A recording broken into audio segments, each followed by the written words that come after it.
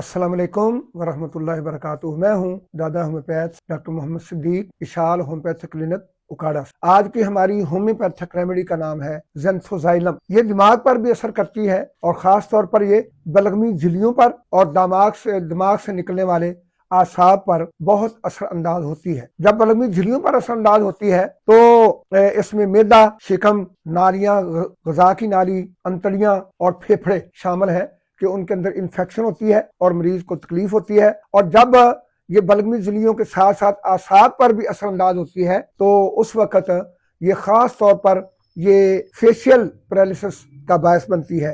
लकवा जिसको कहते हैं, दायां या बायां, तो जो फेशियल नर्व होता है उस पर ये ज्यादा असरअंदाज उसको जो है वो नॉन फंक्शनेबल कर देती है, नॉन फंक्शनल कर देती है, जिससे लकवा जो है उसके अलावा ज़ाहिर हो जाती है। आसार से गुजरकर जब ये दिमाग पर अब असरअंदाज होती है तो मरीज की कैफियत ऐसी होती है कि जैसे वो हवा में उड़ रहा है, या फिर वो चल रहा है तो जमीन पर नहीं चल रहा, रुई पर चल रहा है। यानी कि ऐसी कोई सॉफ्ट जमीन, ऐसी कोई सॉफ्ट चीज बन गई है कि उसके पांव अंदर धंसरे हैं, वो ऐसे ऐसे लड़खड़ा कर चल रहा है, या फिर वो उड़ रहा है, हवा में उड़ रहा है। यानी कि समझे कि वो top of the list pilot ही बन गया बस।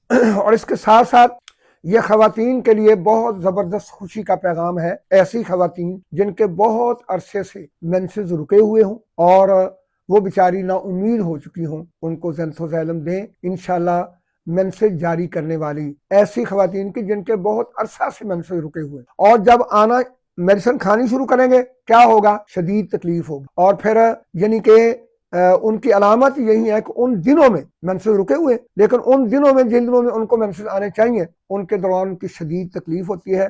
खास तौर पर पेट के निचले से पेड़ों में, पेल्विस का एरिया जो उसमें तकलीफ होती है। और इतनी तकलीफ होती है, इतनी तकलीफ होती है कि मरीजा इस चीज की ख्वाहिश करती है कि इस तकलीफ से बेहतर है कि मुझे मौत आ जाए। जान करने की कैफियत जो है वो उस पर तारी हो जाती है। ज़ेंथोज़ाइलम खाने से वो मेंसेस जारी होंगे, लेकिन उनकी कैफियत यही होती है बेचारी की कि अगर कोई 2 4 6 महीने बाद जारी होते हैं मेंसेस, इंतहाई तकलीफ के साथ, ब्लीडिंग कम होती है, खून जो है वो इंतहाई मुंजमद स्याह होता है और यूट्रस के अंदर फेब्रॉइड बन जाते हैं। इस तमाम कैफियत से मरीजा को अल्लाह के हुक्म से शफा की राह पर गामजन करने के लिए ज़ेंथोज़ाइलम होम्योपैथिक रेमेडी है। और जब ये इस्तेमाल करवाएंगे तो इंशाल्लाह पूरे टाइम पर जो है वो पीरियड स्टार्ट होंगे, मेंसेस आएंगे तो उसकी तमाम तकालीफ अल्हम्दुलिल्लाह ख़त्म हो जाएंगी। हत्ता के यूट्रस के अंदर जो उसके